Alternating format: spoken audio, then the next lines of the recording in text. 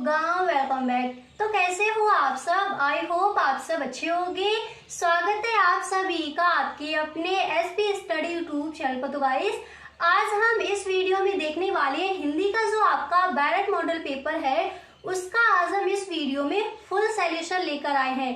अगर गाइस आप भी 2024 का बोर्ड एग्जाम देने वाले हो तो आप इस वीडियो में एंड तक बने रहे, क्योंकि आज हम देखने वाले हैं हिंदी का जो मॉडल पेपर है उसका फुल सॉल्यूशन। अगर सच में आप इस बार 95% प्लस स्कोर करना चाहते हो तो आपको ये वीडियो पूरा देखना है, क्योंकि फुल सॉल्यूशन आपको इस वीडियो में मिलेगा।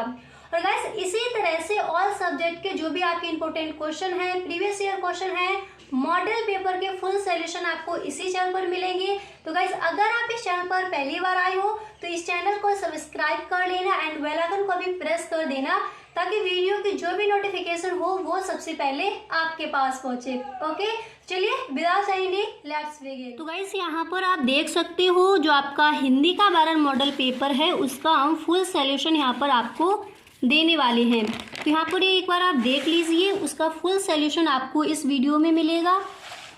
आपको जीवन परिचय किस तरह से लिखना है, साहित्यिक परिचय किस तरह से लिखना है, पूरा कुछ यहाँ पर आपको बताया जाएगा। तो पहले हम उन क्वेश्चंस को देखेंगे। खंड का में सबसे पहले हमसे पूछे जाते हैं जो हमारे 10 क्वेश्चन आते हैं, जो रचनाएं हमसे पूछी जाती हैं। ठीक है, 5 आते हैं हमारे गद्य से और 5 दिए जाते हैं पद्य से। तो इस बार के बोर्ड एग्जाम के लिए ऐसे कौन कौन से वो 10 क्वेश्चन है जो इम्पोर्टेंट हैं, पहले हम उनको देखेंगे। ठीक है, तो यहाँ पर देखिए खंड का, उसमें हमारे जो 10 क्वेश्चन हैं उनको देखते हैं। तो पहला यहाँ पर मैंने लिया है कि नासकेतोपाख्यान के रचयिता हैं। ठीक है, नासकेतोपाख्यान के रचयिता कौन है? देखिए ऑप्शन आपको मिलेंगे, मुंशी इंसाअल्लाह खां, या फिर सदल मिश्र हैं, या फिर प्रताप नारायण मिश्र जी हैं, या फिर काशीनाथ खत्री हैं। तो इसमें जो आपका सही ऑप्शन है वो हो जाएगा ख नंबर, सदल मिश्र। ठीक है, नासकेतोपाख्यान के रचयिता कौन है? सदल मिश्र हैं। ऑप्शन क्या मिले थे आपको? मुंशी इंसाअल्लाह खां, सदल मिश्र, या फिर प्रताप नारायण मिश्र, या फिर काशीनाथ खत्री। तो सही ऑप्शन कौन सा है? दूसरा हो जाएगा सदल मिश्र।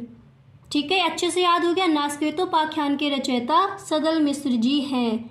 अब जितने भी यहाँ पर आपको ये रचनाएं बताई जाए उनको आपको यहीं पर याद कर लेना है। ठीक है, अब इसके बाद देखिए सेकंड यहाँ पर दिया गया है कि सुख सागर के लेखक हैं।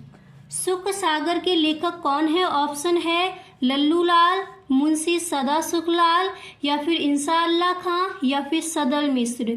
तो यहाँ पर भी जो आपका सेकंड वाला है खा नंबर, ये हो जाएगा आपका राइट आंसर।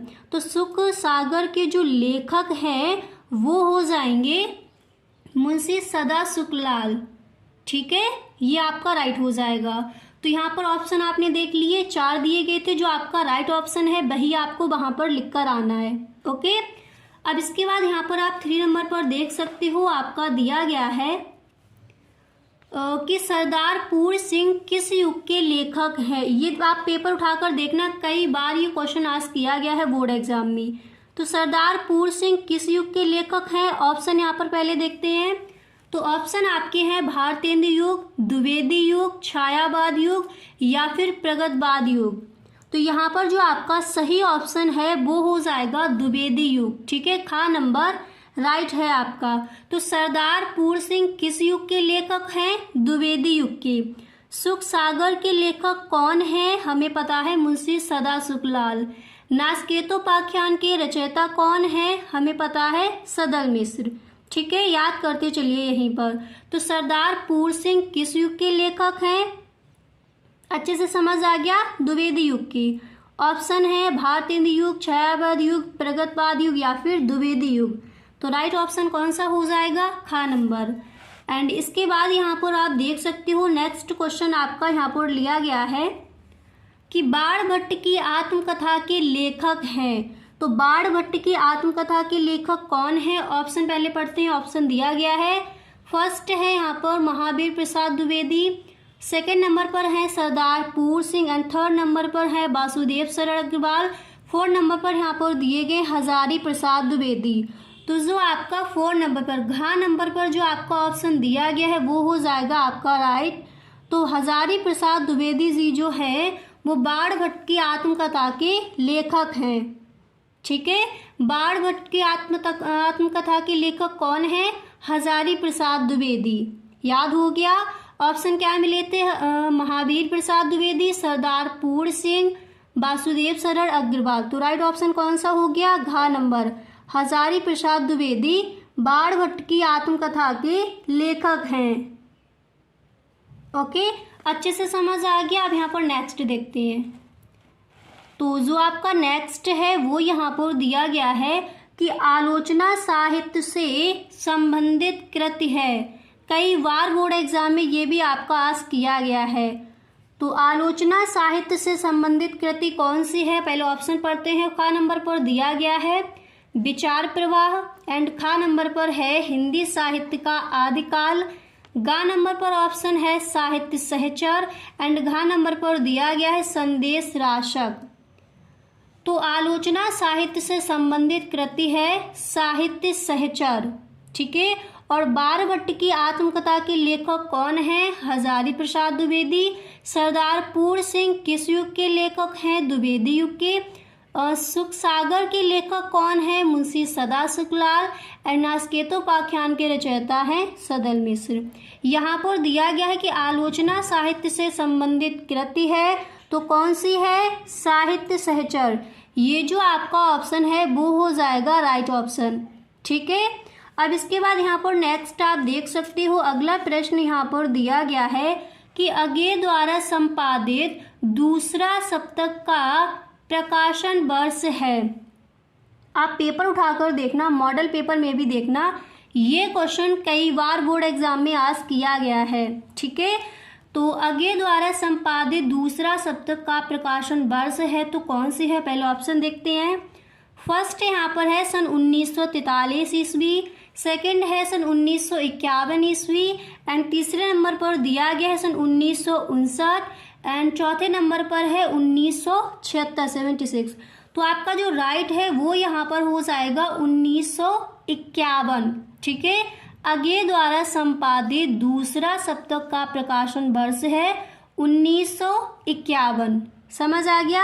अब इसके बाद यहाँ पर देखिए नेक्स्ट आपका दिया गया है, अगला प्रश्न है, यहाँ पर आप देख सकते हो कि सुमित्रा नंदन पंत को साहित्य अकादमी पुरस्कार किस कृत पर मिला था? ये भी आपका कई बार आस्क किया गया है। ठीक है, तो सुमित्रा नंदन पंत को साहित्य अकादमी पुरस्कार किस कृति पर मिला था? ऑप्शन है यहाँ पर कि लोकायतन पर, या फिर चिदम्बरा पर, या फिर कला और बूढ़ा चांद पर, या फिर स्वर्ण किरण पर। तो किस पर मिला था? जो आपका सा नंबर पर ऑप्शन दिया गया है, कला और बूढ़ा चांद पर सुमित्रा नंदन पंत को साहित्य अकादमी पुरस्कार मिला था। ठीक है, कौन सी कृति है? कला और बूढ़ा चांद। अच्छे से समझ आ गया। तो देखिए एक बार दोबारा से देख लीजिए, अगे द्वारा संपादित दूसरा सप्तक का प्रकाशन वर्ष कौन सा है? 1951। आलोचना साहित्य से संबंधित कृति है साहित्य सहचर। बाण भट्ट की आत्मकथा के लेखक कौन है? हजारी प्रसाद द्विवेदी। सरदार पूर्ण सिंह किस युग के लेखक हैं? आपको पता है द्विवेदी युग के।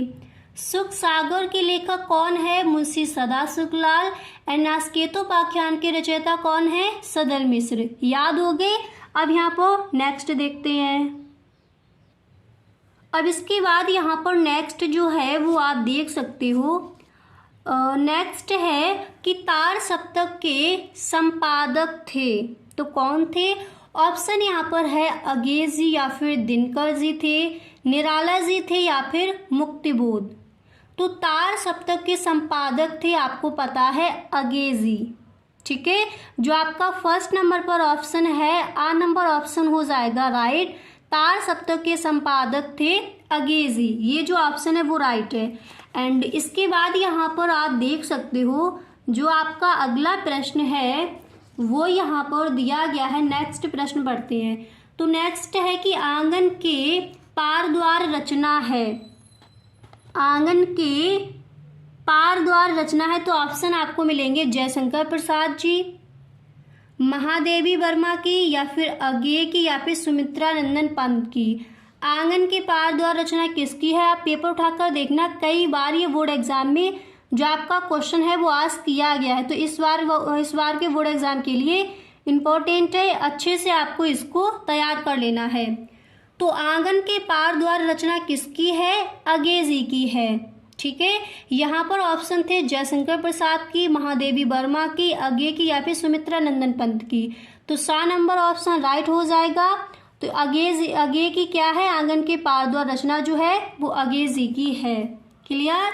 अब इसके बाद यहाँ पर आप नेक्स्ट देख सकते हो, अगला जो प्रश्न है ये देखिए आपके पद से दिए गए हैं 5। ठीक है, तो नेक्स्ट है कि अनामिका के रचनाकार कौन है? ठीक है, तो निराला जी हैं, अज्ञे जी हैं, या फिर महादेवी वर्मा जी हैं, या फिर सुमित्रानंद पंत जी हैं। तो कौन है? यहाँ पर जो आपका राइट ऑप्शन है वो हो जाएगा फर्स्ट, निराला जी अनामिका के रचनाकार हैं। ठीक है, कौन है? निराला जी। अच्छे से समझ आ गया?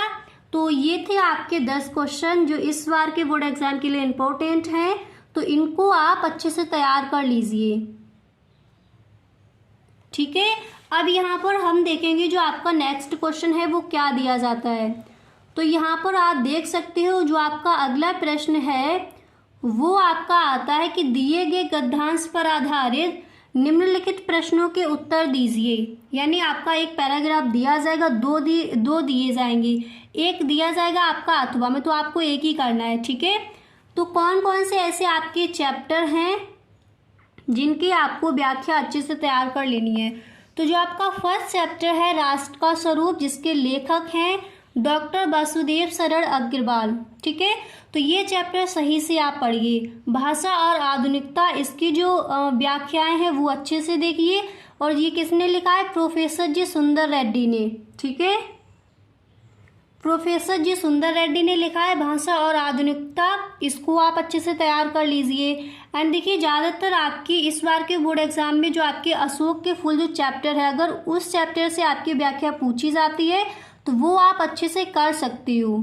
ठीक है, वो चैप्टर की जो भी व्याख्या है वो अच्छे से आप कर सकती हो। तो उसी चैप्टर का एक जो पैराग्राफ है वो यहाँ पर दिया गया है, और उसकी मैंने आपको व्याख्या भी करके बताई है कि किस तरह से आपको वहाँ पर व्याख्या करनी है और किस तरह से आपके क्वेश्चन आस्क किए जाते हैं, किस तरह से आपको उनके आंसर देने हैं।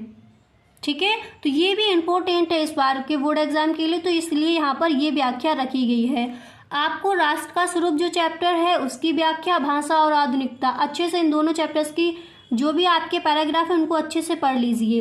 अगर आपका अशोक के फूल जो चैप्टर है उससे अगर आपकी व्याख्या आती है तो आप अच्छे से कर सकती हो। ठीक है, तो यहाँ पर देखिए ये मैंने एक पैराग्राफ लिया है कि कहते हैं दुनिया बड़ी भुलक्कड़ है, केवल उतना ही याद रखती है जितने से उसका स्वार्थ सजता है, बाकी को फेंक कर आगे बढ़ जाती है। शायद अशोक से उसका स्वार्थ नहीं सदा, क्योंकि उसे वह याद रखती सारा संसार स्वार्थ का अखाड़ा ही तो है। तो यहाँ पर देखिए रेखांकित अंश की आपको व्याख्या करने के लिए आएगी।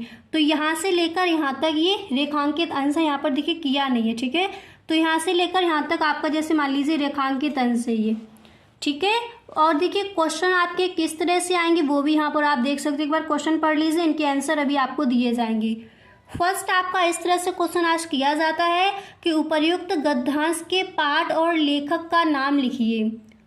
अगर आपको संदर्भ लिखना नहीं आता तो आप पाठ के शीर्षक वो आप लिख सकते हो, और लेखक का नाम, पाठ का शीर्षक यानी पाठ का चैप्टर का जो नेम है वो आपको लिखना है, और लेखक जिसके द्वारा लिखा गया है उनका नेम आपको लिख देना। तो यहाँ पर हम आपको बताएंगे कि संदर्भ आपको किस तरह से लिखना है। ठीक है, इसके बाद नेक्स्ट ख नंबर पर क्वेश्चन आता है कि रेखांकित अंश की व्याख्या कीजिए। यानी जितने भी आपकी वो लाइन होती है उसकी आपको करनी होती है व्याख्या। ठीक है, उसके बाद जो आपका ये पैराग्राफ दिया जाता है इसी से आपके यहाँ पर ये क्वेश्चन बना दिए जाते हैं। तो यहाँ पर दिया गया है अशोक को विस्मृत करने का आधार किसे माना गया है। एंड इसके बाद अगला आपका क्वेश्चन है यहाँ पर कि लेखक ने दुनिया का किस तरह का व्यवहार बताया है, दुनिया को किस तरह का व्यवहार बताया है। एंड इसके बाद अगला क्वेश्चन है कि स्वार्थ का अखाड़ा किसे कहा गया है। तो किसे कहा गया? अभी हमने देखा सारा संसार स्वार्थ का अखाड़ा ही तो है। तो यहाँ पर इनके आंसर देखते हैं। तो फर्स्ट क्वेश्चन एक बार पढ़िए, इसका आंसर देखते हैं। तो यहाँ पर जो हमारा फर्स्ट क्वेश्चन है वो है कि उपर्युक्त गद्यांश के पाठ और लेखक का नाम लिखिए। तो यहाँ पर आप देख सकते हो, यहाँ पर देखिए किस तरह से आपको लिखना है पाठ और लेखक का नाम। तो देखिए पाठ का शीर्षक यानी जो आपका चैप्टर है उसका नेम क्या है? तो पाठ का नेम क्या है? अशोक के फूल। किसके द्वारा लिखा गया है? लेखक कौन है इसके? आचार्य हजारी प्रसाद द्विवेदी। अगर इस तरह से लिखना है तो इस तरह से आप लिख सकते हो, नहीं तो आप यहाँ पर हेडिंग डालोगे संदर्भ ब्लैक पेन से, और फिर आप इस तरह से लिख सकती हो संदर्भ कि प्रस्तुत गद्यांश। अगर पद्यिका है तो पद्यांश लिखोगे। प्रस्तुत गद्यांश हमारी पाठ्य पुस्तक हिंदी के अशोक के फूल नामक पाठ से लिया गया है, जिसके लेखक कौन है? आचार्य हजारी प्रसाद द्विवेदी जी हैं। इस तरह से आप संदर्भ लिख सकती हो। अगर आपको संदर्भ नहीं लिखना है तो इस तरह से आप पाठ का शीर्षक, जो पाठ का नेम है अशोक के फूल, उसके बाद उसके जो लेखक हैं उनका नेम यहाँ पर आप लिखोगे। क्लियर? इसके बाद दूसरा क्वेश्चन यहाँ पर एक बार आप पढ़ लीजिए, फिर उसका आंसर देखते हैं। तो दूसरा क्वेश्चन यहाँ पर था कि रेखांकित अंश की व्याख्या कीजिए। तो रेखांकित अंश कहाँ से कहाँ तक था? कहते हैं दुनिया बड़ी भुलक्कड़ है, केवल उतना ही याद रखती है जितने से उसका स्वार्थ सधता है, बाकी को फेंक कर आगे बढ़ जाती है। तो यहाँ से लेकर यहाँ तक था आपका रेखांकित अंश। तो इसकी हम व्याख्या देखते हैं। ठीक है, रेखांकित अंश की आपको व्याख्या करनी है तो उसको देखते हैं। तो देखिए सबसे पहले यहाँ पर आपको करना क्या है, इस तरह से आपको डालनी है हेडिंग व्याख्या। ओके, इसके बाद देखिए आप इसकी व्याख्या किस तरह से लिखोगे, यहाँ पर आप देख सकती हो। तो आपको लिखना है यह संसार बड़ा स्वार्थी है, यानी आपकी लाइन थी कहते हैं दुनिया बड़ी भुलक्कड़ है। तो आपको जो आपके भाव है उस तरह से आपको लिखना है। तो यह संसार बड़ा स्वार्थी है, इसलिए यह उन्हीं बातों को याद रखता है जिनसे उसका कोई स्वार्थ सिद्ध होता, अन्यथा व्यर्थ की स्मृतियों से यह अपने आप को बोझिल नहीं बनना चाहता। ये उन्हीं वस्तुओं को याद रखता है जो उसके दैनिक जीवन की स्वार्थ पूर्ति में सहायता पहुंचाती हैं। इस तरह से आपको व्याख्या कर देनी है। ठीक है, एंड इसके बाद जो आपका नेक्स्ट यहाँ पर प्रश्न है उसको पढ़ लीजिए। देखिए अगला प्रश्न है, हाँ गा नंबर पर आपका क्वेश्चन है कि अशोक को विस्मृत करने का आधार किसे माना गया है। रेखांकित अंश की व्याख्या हमने देख ली और पाठ के जो लेखक हैं उनका नेम देख लिया, पाठ का शीर्षक क्या है वो हमने देख लिया। अब इसके बाद नेक्स्ट ये है आपका क्वेश्चन। तो अब यहाँ पर हम देखेंगे इसका आंसर क्या हो जाएगा, गा नंबर। तो यहाँ पर आप देख सकते हो, गा नंबर पर आप देख सकती हो इसका आंसर आपका हो जाएगा। एक बार क्वेश्चन पढ़ते हैं। तो क्वेश्चन यहाँ पर आपका दिया गया था कि अशोक को विस्मृत करने का आधार किसे माना गया है। ठीक है, तो अशोक को विस्मृत करने का आधार संसार के स्वार्थ को माना गया है। जो आपका पैराग्राफ दिया जाएगा गद्यांश, उसको आप पढ़ोगे, उसी से इनके आंसर निकल आएंगे। ठीक है, तो अशोक को विस्मृत करने का आधार संसार के स्वार्थ को माना गया है। अब क्योंकि उससे संसार का कोई स्वार्थ नहीं सधता, इसलिए संसार ने उसे विस्मृत कर दिया। ठीक है, इस तरह से आप इसका आंसर लिखोगे। एंड इसके बाद यहाँ पर एक बार प्रश्न पढ़ लीजिए। घ नंबर पर प्रश्न आपका दिया गया था, यहाँ पर आप देख सकती हो। प्रश्न था कि लेखक ने दुनिया को किस तरह का व्यवहार बताया है। तो और यहाँ पर ये आप डा नंबर पर भी अपना ये क्वेश्चन अभी से पढ़ लीजिए कि स्वार्थ का अखाड़ा किसे कहा गया है। ठीक है, ये हैं आपके क्वेश्चंस। तो पहले हम देखेंगे घ नंबर पर जो हमारा क्वेश्चन है उसका आंसर क्या हो जाएगा। तो यहाँ पर आप देख सकती हो जो घ नंबर पर आपका क्वेश्चन था उसका आंसर ये हो जाएगा कि लेखक ने दुनिया के व्यवहार के बारे में यह बताया है कि यह केवल उसी को याद रखती है जिससे उसका कोई स्वार्थ सधता है। और क्वेश्चन था लेखक ने दुनिया को किस तरह का व्यवहार बताया है। तो किस तरह का बताया है, लेखक ने दुनिया के व्यवहार के बारे में यह बताया है कि यह केवल उसी को याद रखती है जिससे उसका कोई स्वार्थ सदता है। ठीक है, अब इसके बाद यहाँ पर नेक्स्ट क्वेश्चन था कि स्वार्थ का अखाड़ा किसे कहा गया है। तो संसार को स्वार्थ का अखाड़ा कहा गया है। ठीक है, तो मैंने आपको बता दिया, इस तरह से आपका एक गद्यांश दिया जाएगा, 2 दिए जाएंगे, आपको एक चीज करके लिखना है जिसके आपको अच्छे से व्याख्या आती हो। ठीक है, और उसी पैराग्राफ से आपके क्वेश्चन बनाए जाएंगे, व्याख्या करनी होगी रेखांकित अंश की, और आपको संदर्भ लिखना है। एंड उसके बाद जो आपके 2-3 क्वेश्चन दिए जाएंगे उनके आंसर आपको लिखने हैं। ठीक है, अब इसके बाद अगला प्रश्न आपका ये आएगा, आप यहाँ पर देख सकती हो 4 नंबर पर प्रश्न आएगा कि दिए गए पद्यांश पर आधारित निम्नलिखित प्रश्नों के उत्तर दीजिए। यानी जिस तरह से आपका गद्यांश में दिया गया था उसी तरह से पद्यांश में भी दिया जाएगा। ठीक है, तो यहाँ पर देखिए कौन कौन से ऐसे चैप्टर हैं जो आपको तैयार कर लेने हैं पद्य में, जिससे आपकी व्याख्या पूछी जाएगी।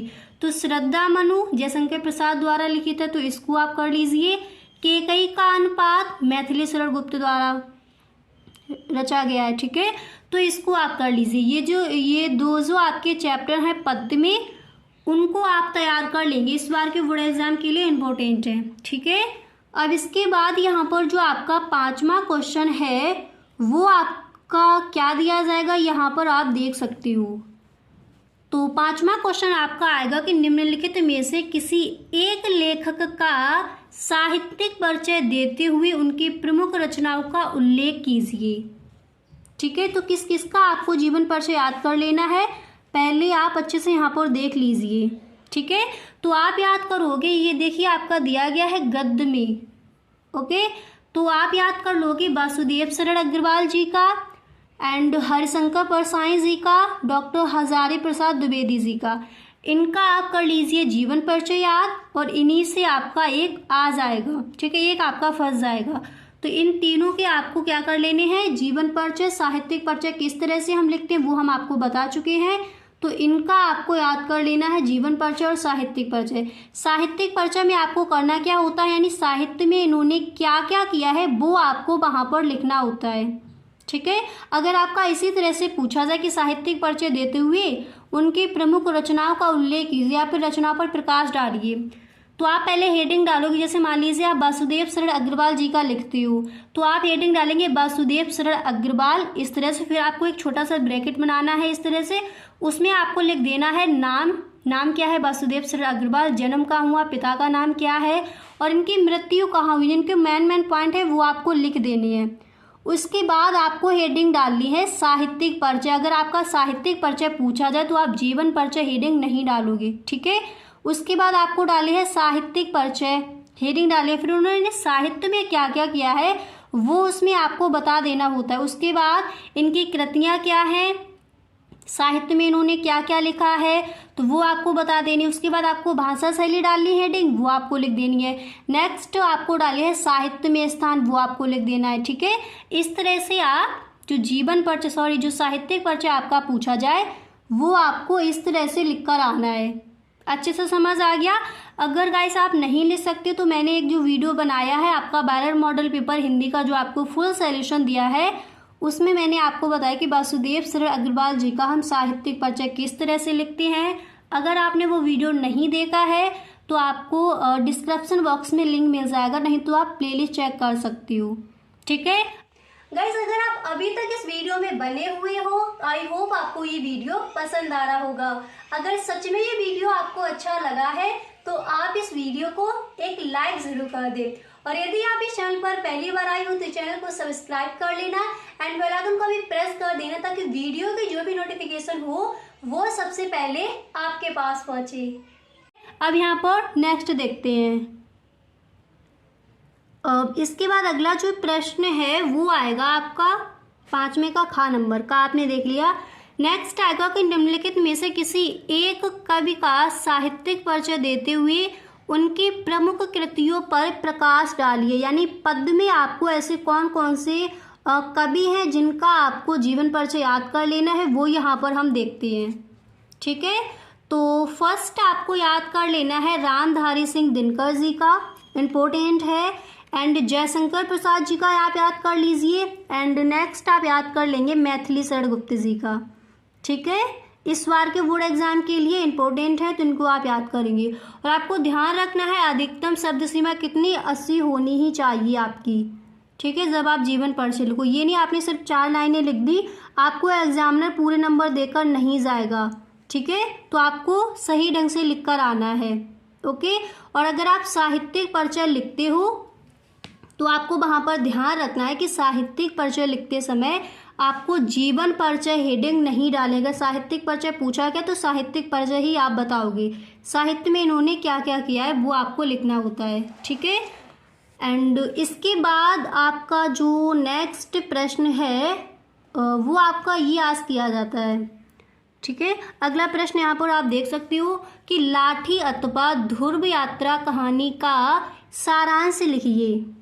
ठीक है, ये आपका क्वेश्चन आएगा, लाठी अथवा ध्रुव यात्रा कहानी का सारांश आपको लिखना है। आप एक कहानी याद कर लीजिए, बहादुर कर लीजिए, लाठी कर लीजिए, ध्रुव यात्रा, कोई भी आप एक कहानी याद कर लीजिए और 2-3 बार उसको आप लिख के देख लीजिए रब पर, फिर वहाँ पर आप सही ढंग से लिख सकती हो। ठीक है, तो यहाँ पर मैंने लाठी कहानी का जो सारांश है वो यहाँ पर आपको बताया है, उसको देखते हैं। तो देखिए किस तरह से आपको इसका सारांश लिखना है। तो यहाँ पर दिया गया है कि कप्तान जोशी घोटिया सैनिटोरियम के 3 नंबर के बगले में दोगुना किराया देकर स्वयं अपनी टीवी को रोगड़ी पत्नी बानो के साथ रहता था। बानो से अत्यधिक प्रेम के कारण वह उसके पास ही रहता। वह अपनी पत्नी बानो को देख सहज भाव से मुस्कुरा देता। ठीक है, एंड इसके बाद आपको लिखना है तथा उसे प्रसन्न करने की पूरी कोशिश करता। अब अगले बरामदे में पत्नी के पलंग के पास वह दिन भर कुर्सी डाले बैठे रहता। कभी अपने हाथों से टेम्परेचर चार्ट भरता और कभी समय देख देख कर दवाइयाँ देता। पास के बंगले में रहने वाले बड़ी तृष्णा और चाव से इनकी कबूतर सी जोड़ी को देखते। इसके बाद आप लिखोगे, ऐसी घातक बीमारी पर भी अपनी पत्नी के बड़े यत्न और स्नेह से सेवा करता था। कप्तान विवाह के 2 वर्ष बाद ही बानो को भयंकर बीमारी हो गई। इसके बाद यहाँ पर देखिए लिखा है, हो गई। कप्तान देर रात उसकी सेवा करता तथा उसे बेहद प्यार करता। उसके माता पिता के पत्र आते कि यह भयंकर बीमारी है, तुम उससे बचकर रहो। माँ ने रो रो कर पत्र लिखा है कि मेरे 10-20 बेटे नहीं हैं, तुम अकेले हो कप्तान। पर इन बातों का कोई असर नहीं हुआ। उसने बानो की सेवा से में कोई कमी नहीं रखी। ठीक है, तो यहाँ पर देखिए मैंने इतना ही आपको लिखकर बताया है। इसी तरह से आपको जो कप्तान की कहानी जो लाठी कहानी है वो आपको पूरी याद कर लेनी है। फिर इसका जो सारांश है अगर पूछा जाए वो आपको लिख देना है। एक कहानी आप याद कर लीजिए, अगर आपको बहादुर करनी है तो आप वो कर लीजिए, अगर आपको लाठी करनी है तो इसको कर लीजिए, ध्रुव यात्रा करनी है तो वो कर लीजिए। ठीक है, ओके। तो गाइस आज के लिए बस इतना ही, हम मिलते हैं नेक्स्ट वीडियो में। अगर सच में आपको ये वीडियो पसंद आया है तो आप इस वीडियो को एक लाइक ज़रूर कर दें। तो गाइस कैसा लगा आज का वीडियो? आई होप आपको वीडियो पसंद आया होगा। अगर सच में ये वीडियो आपको पसंद आया है तो please tell me in the comment box. Okay, thank you, thanks for watching.